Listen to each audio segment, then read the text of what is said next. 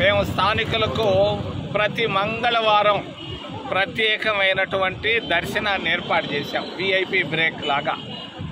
మేము ఈరోజు డిమాండ్ చేస్తున్నాం తిరుమల తిరుపతి దేవస్థానాన్ని ఖచ్చితంగా కాంగ్రెస్ పార్టీ అధికారంలో ఉన్నప్పుడు ఏ విధంగా స్థానికులకు గౌరవాన్ని మరి ప్రతిష్టను పెంచి స్థానికులకు ఇచ్చారో అదేవిధంగా దర్శనాలు జూలై మొదటి వారం నుంచి మొదలు పెట్టాలని మేము డిమాండ్ చేస్తాం. ఇప్పటికే ఈ ప్రెస్ మీట్ పెట్టారు, ఇంతకుముందు కూడా ఇక్కడ చేశారు, ఎవరు పట్టించుకోలేదు.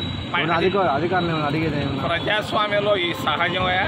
మేము తీసుకొచ్చే ఒత్తిడిని బట్టి వాళ్ళు మాట్లాడతారు. అధికారులకు ఏం కలవని జాబ్ రాస్తారు. ఓకే.